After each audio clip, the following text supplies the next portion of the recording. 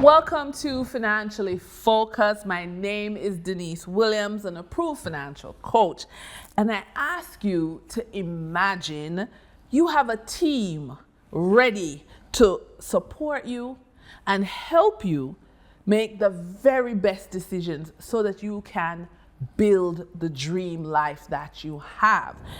Would that make a difference to you? Do you think you could see the next 5 to 10 years and it just got easier because you have the right plan of action with your team that's supporting you? Well, that's what we do here at Financially Focused, and we have always an awesome lineup of guests that speak to you about your personal plan of action. So from real estate to credit access, career development, becoming an entrepreneur, Financially Focused will support your life goals of partnership, marriage, self-care, children, home ownership, your occupation, goal setting, all of these things that are crucial to you, because we really believe the ages of 25 to 65 are no joke, and having good information and a good team makes a difference for you. So with that in mind, I'm so excited to interview and host our guest, Mr. Vincent Thomas. How are you? I'm great. Thank you for having me. Listen, you have the alphabet behind your name, so let me put on my glasses. ABR, CIPS, RSPS, and Justice of the Peace. Thank you. You don't stop going to school. No, you can't stop with the school. No, you don't. Okay. Continue education. Yeah. So here's the thing, and I'm very excited about this conversation with you and I. So Vincent, money decisions aren't just about logic. They're influenced by emotions, mental habits. So understanding the emotional and psychological factors can really help us manage our money better. Yes. Okay, so we're looking at fear, pride, overconfidence, that stops people from becoming financially stable. And because of these emotions, the next thing that happens is procrastination, Yes. right? Risky decisions, poor saving habits, poor investing habits. And so what we really want to talk about in this conversation, because you're a life coach, you're not just a realtor. Yeah. We want to build emotional resilience. We want to adapt new behaviors. And we believe that this will help achieve long-term goals. So let's kind of go back and forth, you and I, with some of the comments I get from, clients and potential clients who are looking for financial coaching, looking for life coaching, but they're holding back. Withdrawing. Yeah. That's the procrastination. So let's talk about some of the things. So one of the first things I hear a lot is, I'm unsure where my money goes every month. Now, from a life perspective, what do you say about that? Okay, one of the best things for that, if you're not sure where your money is going each month, you need to make a budget, right? It is scary to make a budget. Scary. And I tell you, it's scary. The scary part is that when you really make a budget, you see where your money is going, how much money you're actually spending, and something that you're spending money on, right? It becomes scary. But it is an approach that you have to take in order to regularize your money spending, your spending habits. So if you want to know where your money goes, make a budget. Yeah. Right? Yeah. Once you make a budget, then you have something in your hand now to say, okay, I'm working with this budget. How do I cut the budget? What is it that I'm spending excess amount of money on? Where do I need to cut the fat? And that is where the important part comes in. Let me say this, one of the things about budgeting and what makes it not fun is because many of us are influenced by family and dreams, Now, with my clients, I use an app. You can have it on your phone, you can have it on your laptop or wherever. And the major thing about it is we're looking at money monitoring. So we're monitoring, you put the information on the app every time you spend or every time you get income. Okay. Now, the thing with money monitoring instead of budgeting, because budgeting, people are very funny with that word, with money monitoring. Now all of a sudden, you are seeing that maybe there's some wasteful spending happening. Yes. Or you can identify emotional pressure from a family member to give a loan that they never pay back or to buy stuff for them. It opens your eye because now you are monitoring. And on a more positive note, it also gives you the option of knowing where to increase your money spending or your investing when you're monitoring your money. Yeah, because you can treat investing like a bill. Yes. And if you treat investments like a bill each month, in the money monitoring, as you said, you now see if you are actually meeting that bill, which is to your future self. Yes. You know, so that's one of the things I would really encourage persons. Get an app. Of course, I recommend a particular app, but get an app on your phone so that you can track, put the information in and track and see. Because, you know, the other side to that is you need to increase income. Yes. Because sometimes the money just fixed. You earn what you earn and that's it. I was recently talking to a particular person about the same thing. And he was like, Vinton, I can't survive on my salary. And I'm saying to him, yes, I understand that.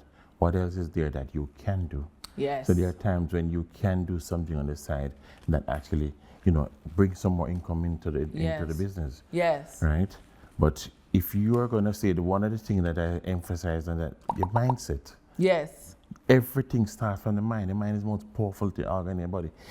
Everything starts from there. So if you think that you're going to have a money problem, you will have a money problem. Right. But if you think about solution, you'll be able to solve the problem. Correct. So how do I get the money? I'm monitoring my money. I'm seeing where I'm spending too much money, excess amount of money on something that is not necessarily needed at this time, but how do I tell myself, no, I need to cut from doing that? Yeah. Right? You mentioned family members. Family members, it's good to assist family members. Yes. But when you're in an airplane, yes, put on your oxygen mask first. Put the mask on yourself first, then help others. Correct. What most of us are doing is that we're helping others, and as soon as we find it, we're running out of oxygen. Where is your oxygen?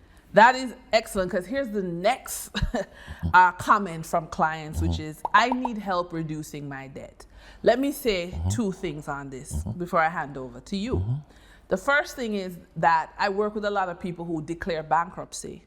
And when they declare bankruptcy, what they had done before the bankruptcy was a debt reconsolidation. So they put all their debts in one new debt to get a lower payment. The problem is the behavior didn't change. So that's the second thing. Debt is usually a function of our behavior. So for example, I've had a client who's in bankruptcy and said to me, her whole family knows that she's in bankruptcy, and one of her family members still asked her to go and get a loan on their behalf. Okay?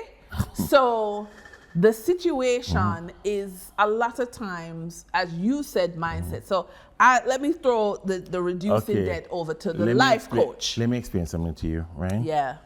You have to change. Something has to change. Yes. There has to be a change.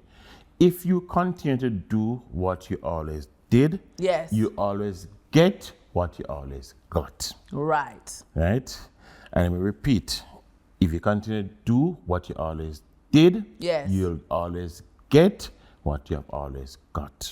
Yes. So in order for you to achieve anything, whether you're going through a bankruptcy or whatever the case may be, is that you have to change. And you have to be willing to make that change and be consistent in making that change. Don't just make a one-off change and say, okay, this month I'm not going to, but next month you start. No, it has to be consistent. Yeah. A lot of persons who file bankruptcy, had they been have a life coach, a financial coach, a professional. I've known doctors who don't do work on themselves, they go to another doctor. Right. So you have to find persons to assist you along the way, find professionals, find experts, and that way can prevent you from rushing into bankruptcy. Yeah. Now, some of this may sound very similar, but actually these are mindsets that are different. Yes. So for example, another one I hear is, I can't stick to a budget. And I can tell you why. Immediately, because a budget is good for 30 days. And if you make a budget in January, every 30 days something new happens in your life, which is why money monitoring is very key, because things happen, your car, your roof, your this, your that, things, life change. So a budget in January or a budget once a year is a straitjacket, and people wiggle out of it. Then they say they can't stick to the budget, but they're not monitoring. They're not monitoring, but they say what is happening? Ambition and get you to start. But it takes consistency for you to finish. Yes. Right? So oftentimes person tell themselves, I can't do it. If you tell you can't do it, they won't do it. Yeah. You have to stand up and tell yourself, this is what I will do. So if money monitoring is the first skill, the second skill, because there's three, so the second skill is money organization. Yes. What happens is, and again, I have a particular app that you can come on your cell phone or on your laptop. It categorizes your spending. So when you say, for example, food. Yes. When you have food, then you have grocery, then you have eating out, you know. Recreation. And so you categorize. If you have transportation, how much do you spend on like a Uber? How much are you spending on gas? How much are you spending on repairs to your vehicle? As you are organizing your money, so first you monitor it by each time you spend, you put it in the app. Yes. Now you categorize, so you organize the money. So the second skill, so number one, money monitoring. Number two, money organization. So when you do that, you can now see, but hold on, look how much time I go out to eat. Or this vehicle that I have, look how much time I gone to the mechanic. Now you can make different decisions. And that is my answer to this when somebody says, I can't stick to a budget. Because the budget's not a living, breathing, moving thing. You just did it one time. Exactly. That is why consistency is very important. And oftentimes we procrastinate. Yes. Now listen to this. Procrastination is the direct and definite assassination of opportunity. What? Let me say it again. Procrastination is the direct and definite assassination of opportunity. Wow. We have to, if you have something to be done today, I give you bills, for argument's sake. Your bill is due on the 15th of the month, right? Or the bill is due on the 30th of the month, you get your pay. But you have to pay from the 1st of the month. The bill is due on the 15th, they wait until the 14th to pay the bill. You have to pay the bill anyway. And by the 14th, it slips you. Boom, 16, 17, 18, you forget to pay that bill. You have the bill to pay the bill as soon as you can. Get it out of the way. You have something to do, get it out of the way. Right? If you continue to procrastinate, you're going to miss a lot of opportunities. Wow. Okay. So the next one, and again, we're coming back, because, you know, it's all kind of on the continuum, but it's unique to each person. I have poor spending habits, and I want to give you skill number 3. So there's 3 critical skills. We talked about money monitoring. So every time you spend or every time you earn, you log it. Put it in your cell phone, or if you want to use a spreadsheet, please don't use the back of an envelope. That's the worst. Second, money organization. Put your spending in categories so that you understand the categories and you can see if there's any waste. Third is money planning. If your money has a plan, then it goes where it needs to go. And I think that when persons say, I have poor spending habits, they might not have a plan. So in other words, based on what you're saying, we need to mop up what we're doing. Mop, acronym. Yes. Monitoring. Yes. Organizing. Yes. And plan. The map. I love it. Mop. So once you throw it out there, say, hey, guess what? You need mop. Yes. Monitor. Organize. Oh, mop. Mop. M-O-P. Mop. Mop. Not a map. Acronym. Mop. Yeah. Mop. Mop. As mop in it wet. up. Mop it up. Yes. So what you're doing is that, in other words, what you're saying, persons need to mop up their spending. That's right. I love it. I love it. I love it. The next one is I can't find money to save towards wealth building accounts. Now, earlier you made you give the idea that we treat investment like a bill. So you have your light bill, your water bill. Treat investment like a bill. And now all of a sudden you're not negotiating. But the other thing I find is when it says I can't find money to save, that falls under the planning, you know, because if you don't have your mindset and a plan, somebody's going to give you their plan. You see, in other words, if you don't live your dream or live your plan, you have somebody to employ you to live their plan for you. That's right. Or to live their dream. Right. Now, you now have to say to yourself, and this is what most people fall back on. They don't have a specific dream, they don't have a specific plan. You ask most persons, what do you want to do? What do you want to achieve? I don't know.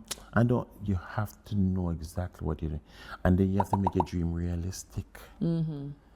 Oftentimes people say, oh, I want to make some money. How much do you want to make? I want to make some money. You have no plan. You have to give me a set figure how much money you want to make. When you tell me how much money you want to make, you have to tell me when do you intend to make the money. Right. Right? And what are you willing to do to make the money? Wow. Right? When person say I have poor spending habits, or I can't save money, or I can't monitor my money, and I can't this, I can't that, oftentimes they're making excuses.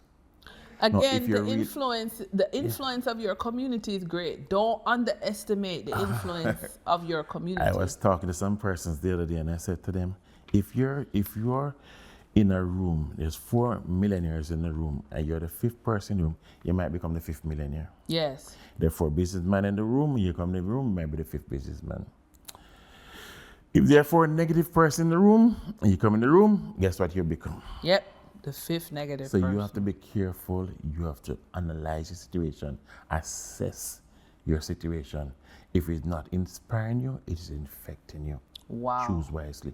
Wow, but you dropped some bombs. So we want to mop up things.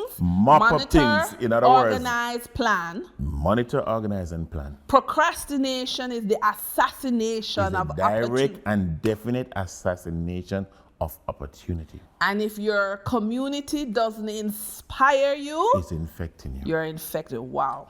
But here's this one. I am struggling to deal with financially challenging life events. Now let me say this.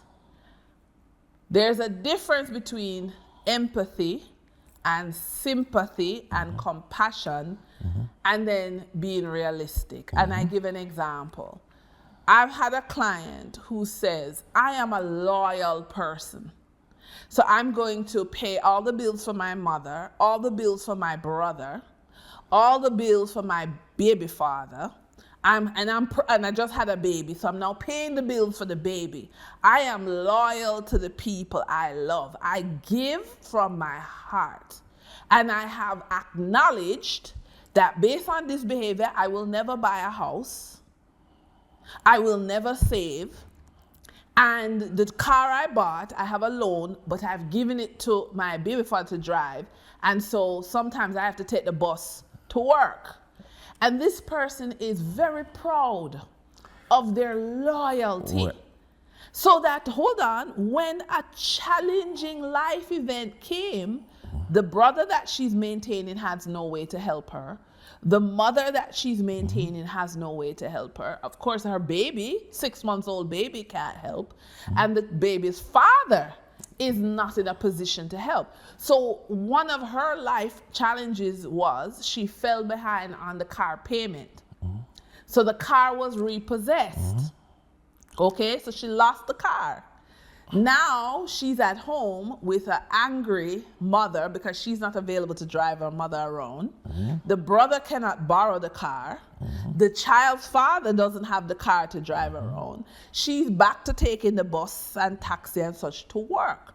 Her home is unhappy. And so she's in a challenging life event. I'm going to tell you a story. Okay. There's a gentleman who saw a homeless man on the road. And it's the true story. And he assisted him, said, you look okay. And he asked him, what is your story? And the gentleman said to him, my story is that I gave away all my blocks, all my bricks before I built my house. And the guys explained. He said, everything that the person wanted, you explained a while ago. Her brother, or baby father or mother, and everything that they want, they get. Right. So by the time she turned around, so she lost the car. Yes. Right? So she have not built her home. She have not stabilized her life in such a way that even if she lose the car, she will still be in a better position. Yes. So she have given away all her bricks before she build her house. Yes. The moral of the story is that build your house first. Right. Then invite persons in. In case they leave your house, at least you still have your house. Yes. Which is the same effect you have with the airplane. Put the mask over your face first. Yes. There's a new accounting term that they're using now. Remember first time accounting, like you pay your bills first. Now they're telling you in account that pay yourself first. Pay yourself first. Yes. So you're not being selfish. No. Right? Money monitoring, money Mop. organization, and money planning is not selfish. It is mopping. Yeah, mopping up future problems. Yes. Okay. Here's another one. And I think this is the one coming from YouTube University. I don't know much about financial literacy because on YouTube University, everybody has a private jet. Everybody is traveling once a month, twice a month. Everybody's living really well, going to the best parties, dressing very well on YouTube University. How do you not feel confused because you don't have $100 million? No, the mistake that most persons are making, and this is very profound, is that you don't see, okay, a person has 9 subjects. Wow, he's so bright. The person who drives the jet, he's for $1 million. What you don't see, them on the night he stayed up. Yes. Them on the song that he wrote, them on the study that the person studied. Yes. You don't see that. All you see is the result. He's driving a Mercedes Benz, he's driving a big car, he has an airplane. You don't see the work that he put in. You have to put the work in. Stop looking at the result and say, oh, I want that. If you want that, are you willing to do what it takes? Yes. I was driving client, show the client upstairs. It was a very nice community, nice houses, very nice. And when the client said, oh, I'd love to get a house like that, I said, that's fine. Are you willing to do what it takes to get a house like that? Right. You cannot be sleeping like you're competing with the dead. Yes. And expect to get rich in the land of the living. Wow. You have to wake up. You Yes. have to wake up. Get up, wake up, see what is happening around you, and choose wisely. Because you have to get the work in. Riches or success don't come by accident. Nobody go down the road and say, oh, I bought my toe. Yes. And even persons who have won the lottery, right? What is happening? Because they don't have the mindset. If you have the mindset of $1 million and I give you $10 million, you're going to spend that $9 million because your mindset is just for $1 million. Right? Wow. If you have a mindset of $10 million and I give you $1 million, you're going to find ways of being able to get that $1 million to the $10 million. Yes. But if you're not accustomed to this, first you have been living way below poverty line, so you guess what? Now you have $100 million. You're not Yes. accustomed to $100 million. So your mindset is not there for $100 million. So what are you going to do? You're going to start splurting, and in less than a couple of years or now, you might be in a worse situation that you are. Yes. That you were before you started. I'm not saying that the same for everybody. Right. But I'm saying that you have to change your mindset. Yes. And a friend of mine called me and said, Vinton, I'm rich. All I need now is the money. Yes, I like it. And that's the mindset you want to get into. Yes, yes. And I would also say, when it says, I don't know much about financial literacy, I think we need to start small. Yes.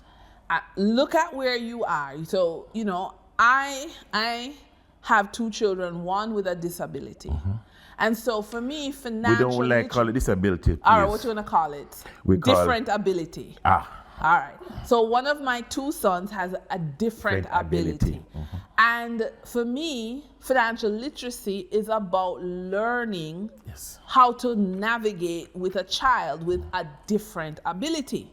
Someone else with same 2 children who don't have that situation, their financial literacy would be different.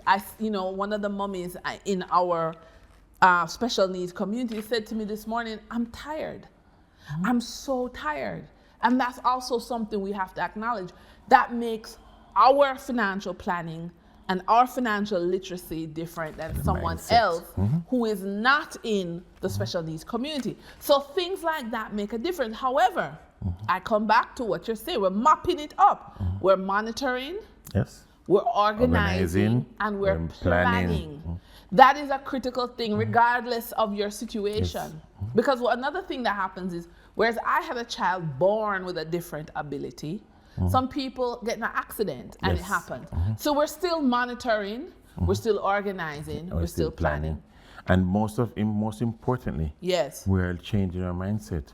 If you have a situation, oftentimes person going to job that they don't know much about, you investigate, you research, you study, you get, it's the same thing with your children. Yes. If your child, if for example, your child born with an ability. Down syndrome. Right, an ability, right? Yes. So you are accustomed to that going up. And another person might be in an accident and go, somebody's different. Then you have to put yourself in the mindset that this is what happened. This too shall pass. What we have to do, work along with it. Right. So I'm going to read my research. I'm going to know how I approach it. Yes. Right? Oftentimes I have somebody call me recently and say, Thomas, I can't talk to this person. She is a drag. She's a this, that. I said, because though the approach you take to her. Yes. She might be having a bad day. Yes. Yes. So you don't know how to approach a person. Right? Yes. The person yesterday might be, oh, she's so different. Yes. No, it's the approach. Absolutely. And the last one that I want us to really drill down on is, I can't find the motivation to work on my finances. So what this is a lot of persons say, look here, things is so bad, I don't want to deal with it. Or my spouse handles it, or my parents handle it, or my friend, I don't want to look at, no, just give me the money. Or, this is the big one, I want to invest, I just give you the money, just give me what I'm supposed to get each month. I don't business about how the investment works. And so the person is not motivated to do the work. Okay, motivation is from within. Yes. Motivation is what you pull in. Yes. Right? Motivation can be positive or negative. Listen Correct. carefully. Yes. Right? Now, I tell person all the while, if you want to achieve anything, don't worry about the how. Yes. Make the why so big, Yes. the how become easy. Yes. What is your saving for? Why are you saving money? I want to invest. I want my retirement plan. I want to have a house. I want to have a car. I want to have this. I want to have. So the why is so big. Right. The how becomes easy. Okay. So, and that's motivation. Yes. Right. So that by itself will motivate you. I would also add discipline. Yes. But discipline has to be a part of it. Discipline is what carries you throughout whatever you're doing. Yes. Discipline is actually aligning yourself in such a way that you are doing things consistently. And we're back to the map. Yes, the map. But guess what? Habit. People don't understand when we do habits. Habits are formed, but which kind of other you want to get habit? You have to be doing the same thing for 21 consecutive days. Yes. Or 21 consecutive times. Yes. If you miss, there you go, you say you do 18. Yes. And you say, okay, another three. No, you have to start all over again. Yes. So it has to be consistent in 21 tries or 21 days for it to become a habit. And there you go. So we're saying to you, develop the habit of monitoring your money. Put in when you spend, when you collect. 2, organize your money. What are the categories? Food, clothing, shelter. 3, planning. And here's where we're talking about motivation. What's your why? What's your discipline to achieve what you want to do? Now, let me be very clear. As a financial coach, I love giving my clients help to get them a high return on investment in coaching. So I want you to follow the links below and be sure to access 2 free gifts. First is 30 days free access to the financial planning software I've been talking about. And secondly, you're going to get a free financial planning workbook. My name is Denise Williams, your financial coach, and I want to say thank you to Vinton Thomas, your life coach. Thank you for having me. Yes, and we look forward to supporting you on the journey to more income, more assets, less debt, and less stress.